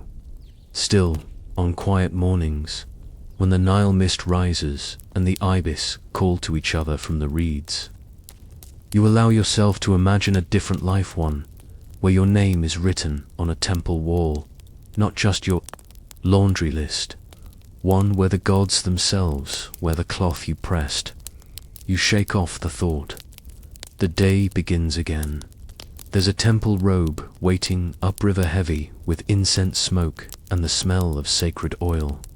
It must be ready by nightfall. And your hands, though tired, know exactly what to do. You arrive before sunrise again, basket on. Your back, feet dusty from the walk across Thebes. The streets are quiet, save for the distant sound of donkeys braying and someone sweeping temple steps.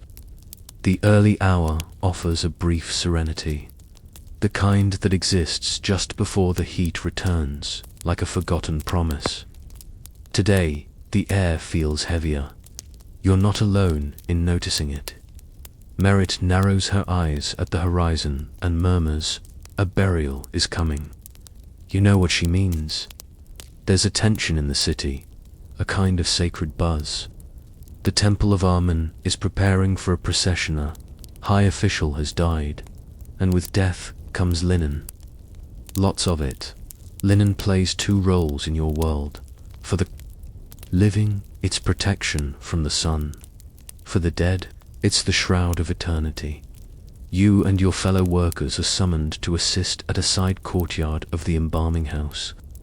It's not the inner sanctum only, the chief embalmers go there, but close enough that the scent of resins and natron wafts through the woven screens. You suppress the urge to cough. The mix of cedar oil and drying flesh is hard to ignore. Your task today is the washing, drying, and folding of linen bandages that will be used for wrapping the corpse. It's a different kind of washing, almost ceremonial. These bandages are new, but even new linen must be cleaned. It must be purified. Any impurity risks disturbing the soul's journey. You note the different lengths and widths. Some strips are barely the width of your finger, others long enough to wrap a grown man's torso 3 times over. Each has a purpose. Some wrap fingers, some toes, some delicate places like the eyelids or the heart. There's even talk of strips inscribed with protective spells, though those are rare, and not for your eyes. As you rinse and wring the cloth, you marvel at its texture. This linen is of the highest grade, woven tight, cool to the touch even. After being in the sun, only the dead of high status receive this level of care. You pause as you recognize a maker's sealanank flanked by reeds. You know the artisan. He works out of a shop by the West Docks. You've shared bread with him. Strange to think that your work and his will both wrap the same body. At midday, you're offered a bowl of lentils and water flavored with mint. You sit with the others in the shade of a pomegranate tree. There's idle chatter, gossip about a priest's wife and the sudden silence of her songbirds. But mostly, there is a quiet respect. Death is not mourned loudly in your circle. You know too many who've passed, too many who were never wrapped in linen, only buried beneath the sand. Later that afternoon, a small procession arrives. The grand one with drums and incense, but a quieter group, priests to scribes, and an older embalmer with hands that tremble only slightly as he oversees the preparation. He offers a nod to your group. That's all. But in this line of work, a nod is the closest thing to reverence you'll receive. You watch as the linen you just folded is lifted carefully onto a low table beside the embalmer. The body is not yet visible, still inside the sacred house, but the tools are here. Bronze blades, pots of unguents, small clay jars of natron. This is a craft both scientific and spiritual. The body must be emptied, dried, scented, and wrapped. It will take weeks. What you've done, your labor, will be part of a process meant to preserve not just flesh, but identity. To be wrapped in clean linen is to be acknowledged. To be properly wrapped is to be remembered. Not everyone gets this. You think of the farmers buried in cloth sacks, the boatmen lost in crocodile-infested waters, the workers who collapse of sunstroke and are buried by their friends in shallow pits with no ceremony at all. Linen, in many ways, is a privilege, a thread between this life and what might come after. That night, back at your own small home, you unroll a spare length of rough linen you saved from a discarded shipment. It's coarse, yellowed, and stained with old oil. But it's yours. You sleep on it, imagining it once belonged to a merchant servant or a temple cook. You wonder where they are now. As you close your eyes, the quiet creak of reed mats and distant temple chants lull you into sleep. Your hands still smell faintly of natron and cedar oil in your dream. You are walking through a white hallway lined with swaying linen banners. They flutter as you pass, and though you cannot read the inscriptions, you understand them. They say, "Clean hands, clear heart." The soul is folded into memory when you wake. You feel the morning before you even open your eyes. And so the cycle begins again. This morning, you are sent to the home of a noble woman, patron of the arts, known for her collection of musical instruments and peacocks. Her staff greet you with practiced politeness and hand over several tunics, 3 veils, and a sleeping robe stained with coal. You nod, record the items in your slate, and return to the river. Back at the bank, the linen dances in the breeze, like sails waiting for wind. You scrub gently at the robe's collar where the coal has settled. The black paste is stubborn, made from ground galena and fat. You use a mix of natron and sour date vinegar, an old trick Merit taught you.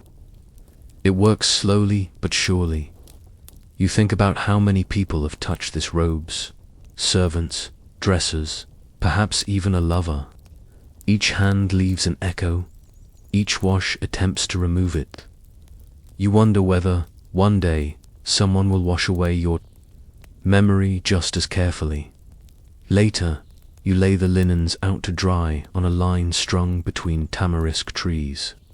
You weigh them with clay beads to keep them from flying into the Nile.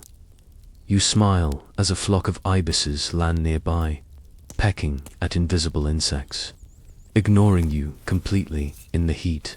The fabric dries fast. Soon it's stiff with sun and ready. For folding, you carry it all back up the bank, balanced in a reed-woven basket lined with papyrus to keep out the dust. It's heavier than it looks, but your back has grown strong over the years. Laundry has made you durable in ways you never anticipated. Quiet strength, like the fibers of flax spun into something that can outlast the flood. That evening, you pass a group of acolytes practicing hymns outside the temple. You stop for a moment to listen. Their robes gleam white in the fading light. Some of them may be wearing garments you washed. You feel, for the first time in days, something like pride, not joy exactly, not glory, but a small satisfaction that you are part of something larger web of hands and voices and fabrics and rituals that hold this fragile world together. You don't need thanks, you only need the linen, and perhaps, one day you'll be wrapped in clean cloth too, folded gently, remembered simply. But for now, you still have one more robe to deliver before the moon rises. And as you walk the quiet road home, you wonder if linen preserves the body, what preserves the memory of the hands that cleaned it. The morning begins with wind from the west, hot and gritty, carrying sand across the rooftops like powdered fire. It's the kind of wind that creeps into baskets and creases, into ears and lungs, and even between the warp and weft of freshly dried linen. You tie a scrap of damp cloth around your nose, as do the others. No one says much today. The desert has decided to speak. Still, the laundry must be done. Today you're not by the river, but at the compound near the temple district. It's laundry for the house of Ammon again, which means sacred items, no shortcuts, and absolutely no conversation once the folding begins. Some of these cloths are dyed a rich, madder red, pale indigo, even a faint yellow made from safflower petals. The colors are symbols. They represent divine roles, rituals, cycles of life and rebirth. You remember the words of the head washer from when you were an apprentice. This red cloth is not just red. It is the blood of Isis, the fire of Ra, the tongue of truth. At the time, it made little sense. Now it makes too much. You are kneeling with 5 others before a long robe of extraordinary workmanship. It's dyed deep blue lapis, not indigo, and stitched with tiny gold-threaded lotus motifs. It's too fine for a scribe or merchant. This belongs to a high priest, or perhaps even a member of the royal court. Your job is not to wash it, not directly. That would risk damaging the dye, which came by camel train from lands far to the east and cost more than your home. No, you will dust it with fine linen cloths soaked in sweet water and cedar oil, then pat it dry with another, softer cloth. This isn't cleaning, it's care, it's reverence. As you work, your thoughts drift. You wonder how many robes like this exist in the world. 50, 100. You've touched 3 in your entire life. Each time, you remember the precise feel, the way the fibers resist, the way they carry scent. They are garments made not for utility, but for belief. And yet, someone sweats in them. Someone spills pomegranate juice on the hem. Someone forgets them on a hook beside a brazier. Even the divine must be laundered. The day grows hotter. Inside the compound, the smell of boiled papyrus paste and clay sealant thickens in the air. You take your midday meal quickly, a slice of barley cake, some leeks, and a fig. There's no water left in your jar, but Merit shares hers without being asked. You nod your thanks. She pats your shoulder. Later, as the sun begins its slow descent toward the hills, a minor priest arrives with a collection of offering linens. These are the small cloths laid upon altars, wrapped around bread or jars of beer, placed under bowls of honey and goose fat. You're to rinse them and remove any residue of mold or food. It's delicate work, for these linens will be returned to the gods. You soak them in a basin perfumed with tamarisk smoke. As the water darkens, a thought strikes you. You are washing away the remnants of divine meals. The gods, if they ever tasted the offerings, leave behind little more than crust and grease. You rinse it all away, and perhaps that is what faith looks like. Making clean again what was once sacred and sticky. Later that evening, a boy from the temple school stops by with a bundle of scroll rags, discarded linen strips used for practice writing. Most are ink-stained and torn, but one catches your eye. It's a strip with a poem scrawled in black ink, faded and smudged by water. The wind took my name to the corner of your robe where it slept with a thread. You smoothed the cloth and read it again. You've never written a poem yourself, but you remember hearing something like it once during a harvest festival. You place the cloth aside. It's not yours to keep, but you will remember the lines. That night, after work, you return to the river one last time, not to wash, but to breathe. The moon reflects in the water like a second world, a mirror for the linen white sky. You sit in the sand and close your eyes. Your hands are sore, the pads of your fingers wrinkled and pale from the day's soaking and scrubbing. You've known this ache since you were a child. Once, your father said the gods gave you water so you could carry burdens without burning. You didn't understand it then, but now you do. The Nile carries your sweat, your soap, your prayers in silence. You look down at your own tunic. It is coarse and plain, patched twice under the arms. You washed it yourself 2 days ago. It smells faintly of mint and crushed limestone. It is not grand, it is not beautiful, but it is clean, and in this moment, that feels like enough. Tomorrow you will rise again, carry the same basket, meet the same faces, scrub new stains from ancient garments. You may never rise in station. You may never wear blue-dyed robes or speak before a god, but your work will touch them, quietly, invisibly. In the weave of every robe, there is your fingerprint. In the scent of every shroud, there is your breath. And in the memory of linen left fluttering in the wind, there is your story folded gently, layer upon layer.